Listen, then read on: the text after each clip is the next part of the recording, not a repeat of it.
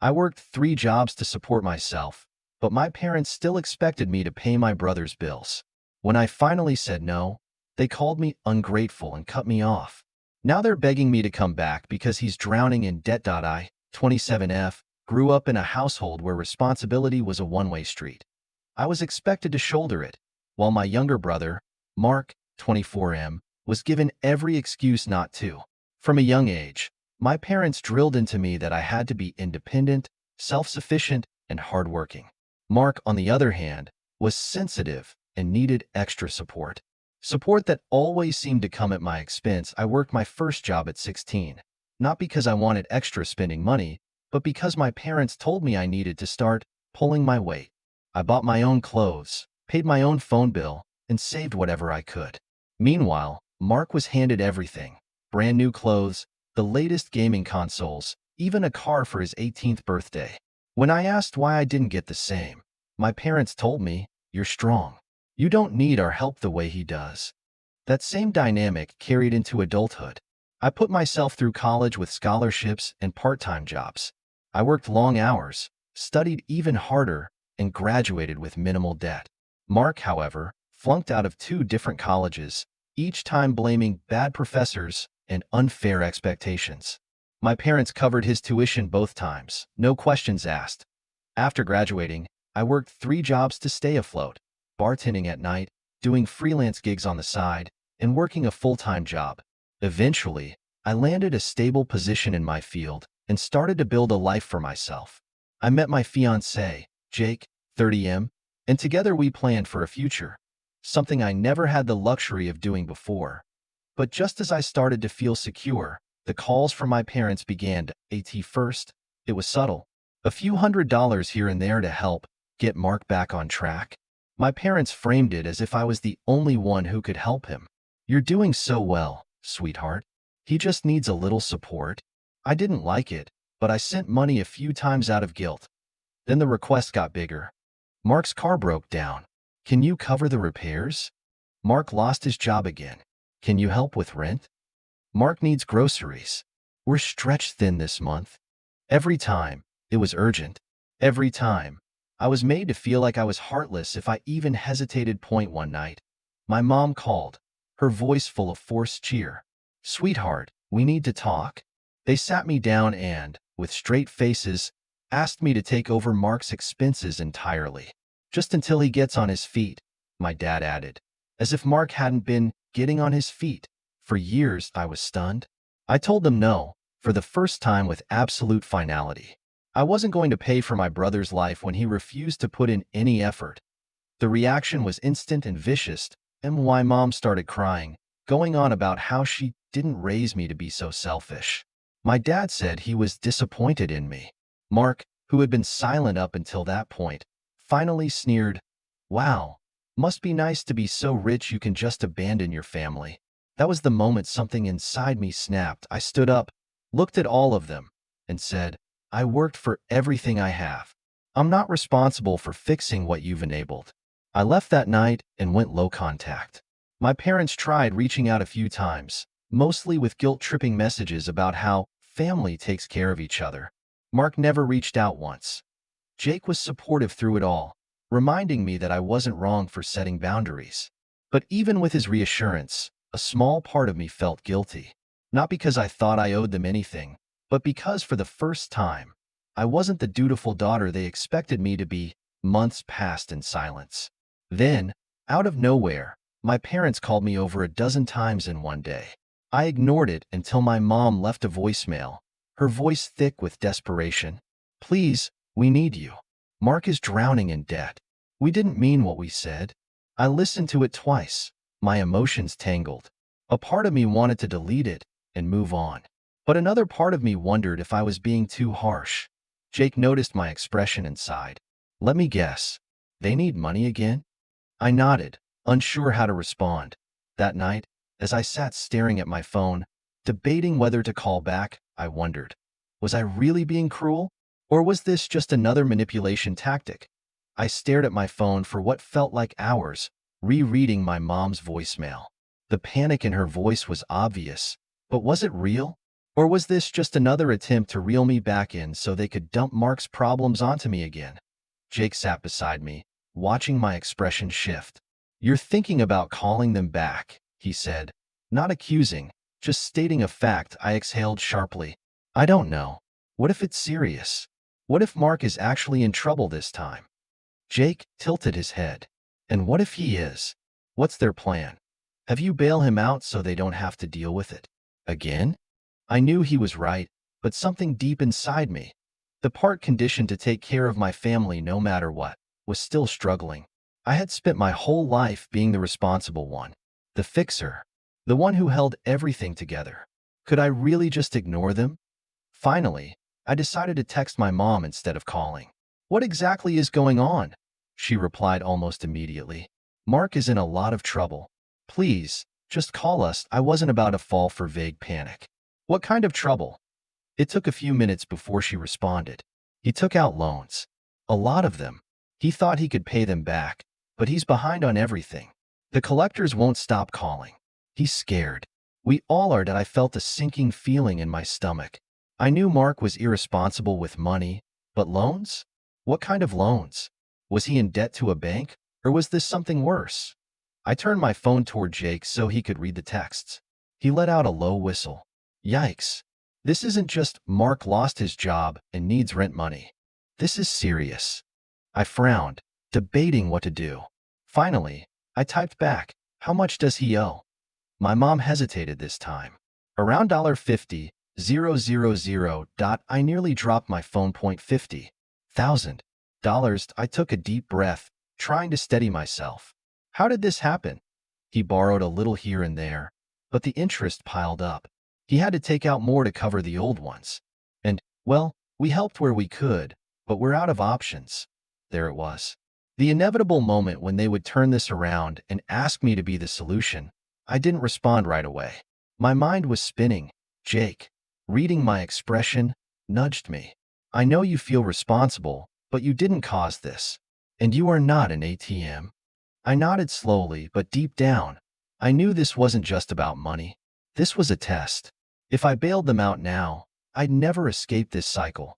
But if I ignored them completely, could I live with myself? I sighed, rubbing my temples. I need to know exactly what kind of loans these are. If they're shady, this could be dangerous. Jake gave me a skeptical look but didn't argue. "Just don't let them guilt you into fixing everything. You don't owe them that." I texted my mom again. "Send me the details." All of them. A few minutes later, my phone pinged with a long message and an attachment. A list of debts. The names on some of them sent a chill down my spine. I swallowed hard. This was worse than I thought. I scrolled through the list, my stomach twisting. Credit card debt, personal loans, payday loans with ridiculous interest rates. Some of these lenders weren't even legitimate banks. They were the kind of places that preyed on desperate people. Jake looked over my shoulder, his expression darkening. "Yeah, this isn't just he borrowed too much on a credit card. These places don't just send letters when you miss payments. They send people." I tightened my grip on my phone. How the hell did he let it get this bad? Jake raised an eyebrow. "You really want an answer to that?" I knew what he meant. Mark had always been reckless, always assuming someone else would clean up his mess. My parents had shielded him from every consequence. And now, when the problem had grown too big for even them to handle, they were running to me. Why, Mom sent another message. "We're scared, sweetie. He's getting threats. People are showing up at the house. Your father is trying to handle it, but we don't know what to do. Please, we just need help." I let out a sharp breath, my fingers hovering over the screen. Jake watched me carefully. "You're thinking about fixing this, aren't you?" I hesitated. "I don't know. I can't just let them get hurt because of Mark's stupidity." Jake sighed, rubbing his face. "Okay, but let's say you pay this off. What happens next? Mark learns nothing, your parents don't change, and in a few years, we're right back here. Only next time, the debt might be even worse." I clenched my jaw. "So what? I just let them deal with loan sharks on their own?" "You let them deal with the consequences of their choices," Jake corrected. "But that doesn't mean you can't help in a way that doesn't destroy you." I stared at my phone, my mind racing. I could pay it off. I had the savings. It would set me and Jake back, but we wouldn't be ruined. And yet, was it really my responsibility to fix this? I decided I needed more information before making any decision. I asked Mark, even willing to take responsibility for this? Or does he still think someone else will fix it? I texted back. This time, it took longer for my mom to respond. When she finally did, it was exactly what I feared. He's overwhelmed. He just needs a little help to get back on his feet. I closed my eyes. He's not even trying, I muttered. Jake shook his head. Of course not. He's waiting for someone to come save him. My fingers hovered over my phone. I could already predict what would happen if I refused. My parents would cry, beg, guilt trip. Mark would call me selfish. But if I gave in, I would be confirming exactly what they all believed. That no matter how badly they treated me, I would always be there to clean up their mess. I looked at Jake. I need to talk to them in person. He raised an eyebrow. You sure? That's a trap waiting to happen. Probably, I admitted. But I need to see for myself how bad this really is. Jake sighed but nodded. All right, but I'm coming with you. I shot him a grateful look before texting my mom back. I'll come by tomorrow. But I'm not promising anything. The response came instantly. Thank you, sweetie. I knew you'd come through. I stared at those words, my jaw tightening. She wasn't even hiding it. She fully expected me to fix everything. But this time, I wasn't walking into this as the family's doormat. Tomorrow, they were going to hear the truth, whether they liked it or not. The next day, Jake and I drove to my parents' house. My stomach churned the entire way, a mix of anger, anxiety, and something else I couldn't quite name. Maybe it was the last remnants of guilt, the part of me that still felt like I was betraying them by refusing to fix their mess. Jake must have sensed my nerves because he reached over and gave my knee a reassuring squeeze. Remember, you don't owe them anything, he murmured. And no matter what they say, you have the right to walk away. I nodded, but deep down, I wasn't sure if walking away was an option anymore. When we pulled up, I noticed the difference immediately. The house, always meticulously maintained by my parents, looked unkempt. The lawn was overgrown, and the front porch light was shattered. That wasn't like them. I barely had time to knock before my mom yanked the door open. She looked exhausted, her eyes red-rimmed, her hair unbrushed. Oh, honey, thank God you're here, she breathed, pulling me into a hug. We didn't know what else to do. I stiffened but didn't pull away. Over her shoulder, I saw my dad sitting on the couch, his face grim. Mark was slouched in the recliner, arms crossed, looking irritated more than anything, so much for drowning in fear. Jake followed me inside, his presence a solid reminder that I wasn't alone. My mom glanced at him hesitantly but said nothing. Instead, she ushered me toward the couch, as if this were some kind of intervention. For a moment, no one spoke. Then my dad cleared his throat. It's bad, kiddo, he said, rubbing a hand over his face. Mark got mixed up with some bad people. He didn't mean for it to get this out of control. Mark scoffed. I didn't do anything illegal, he muttered. I just took out some loans. It's not like I stole money. Jake let out a quiet laugh. Yeah? And who exactly did you borrow from? Mark shot him a glare, then turned to me. Look, I know you're mad, okay? But this isn't just about me. Mom and Dad are getting threats too. Because of you, I pointed out. Because of your choices. Mark rolled his eyes. Okay, yes, I made some mistakes. But you have money, don't you? If you just help me pay some of it off, I can handle the rest. I stared at him, barely able to believe what I was hearing. You want me to pay off some of your debt? And then what? You take out more loans? End up right back here in 6 months? He groaned, throwing his head back against the chair. God, you're so dramatic. You act like I planned this. Maybe you didn't plan it, but you sure as hell expected someone else to deal with it. My voice was sharper than I intended, but I didn't care. You've never taken responsibility for anything in your life, Mark. And why would you? Mom and Dad have always cleaned up your messes. My mom flinched. That's not fair, isn't it? I cut her off. Because from where I'm sitting, it looks like you're asking me to do exactly that. Again. Mark sighed heavily, shaking his head. Fine. Whatever. I'll figure it out myself. Will you? Jake asked, arms crossed. Because I don't see a single plan coming from you. Just excuses. My dad exhaled slowly. Look, I get that you're angry, but we're scared, sweetheart. These people aren't just going to go away. If we don't pay something soon, he trailed off, his expression dark. I swallowed. The weight of the situation pressing down on me. I wasn't heartless. I didn't want anything to happen to them, but I also refused to be their safety net anymore. I took a deep breath. I'm not paying off Mark's debt. My mom gasped. Honey, please. But, I interrupted. I will help you find a solution that doesn't involve throwing more money at the problem. Mark scoffed.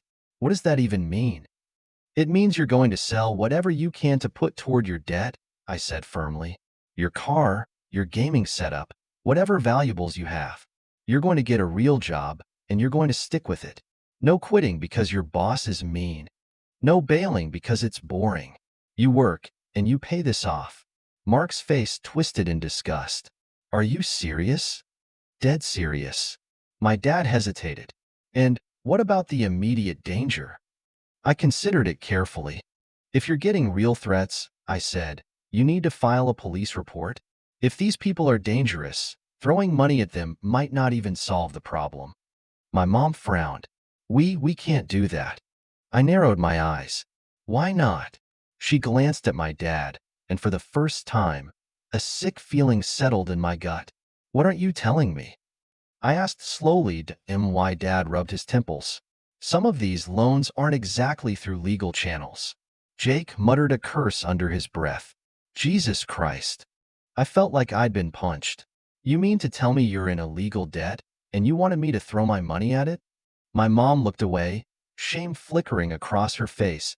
I stood up, heart pounding. You're insane. You all are insane. You've lied to me this entire time. Made it seem like this was just Mark being irresponsible when really, you knew exactly what you were getting into. Mark glared at me. Oh, so now you're just going to walk away? Just like that? I stared at him, at my parents, at the house I grew up in, now crumbling under the weight of their decisions. For the first time, I realized just how deep this went, and I had no idea what to do next.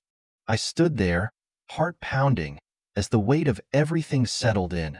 They had lied to me, manipulated me, tried to guilt me into throwing my hard-earned money at illegal debts. And now, they were acting like I was the bad guy for refusing. I turned to my parents. You knew this was dangerous. You knew it wasn't just a little debt. And you still wanted me to fix it. Do you even care what this would do to me? My mom wrung her hands. Of course we do, sweetie. But we're family. We help each other. No, I said firmly. We don't. I help you. And in return, you take advantage of me. You always have. Mark scoffed. Wow. Nice to know how you really feel. I turned to him, rage bubbling up. You don't get to play the victim here. You did this. You made these choices. And now you expect me to pay the price? He rolled his eyes and slumped back into the chair, muttering something under his breath. I took a deep breath. I'm done. My mom's eyes widened. Honey, don't say that. We can fix this together. No, I repeated. You can fix this. You and Dad and Mark. You got yourselves into this mess, and you're going to have to get yourselves out. My dad exhaled heavily. So that's it? You're just turning your back on us? I swallowed hard. I didn't turn my back on you. You pushed me away the moment you decided I was nothing more than a safety net. Jake, silent until now, put a hand on my shoulder. Let's go. I turned without another word and walked out. My mom called after me, my dad sighed, and Mark muttered something I didn't bother to listen to. When we got into the car, I finally exhaled, my hands shaking. Did I do the right thing? Jake started the engine. Absolutely. And yet, as we drove away, I couldn't shake the guilt pressing down on my chest. So, am I the a-hole? I know I shouldn't have to bail out my family, especially after everything they've done, but they're in deep trouble. Should I have helped anyway? Was I too harsh? I'd love to hear what you all think. If you found this story interesting, don't forget to like and subscribe for more content like this. Have you ever been caught in a situation where family pushed you too far? Drop your thoughts in the comments below. Would you have done the same thing? Or would you have stepped in to help? Let's talk about it.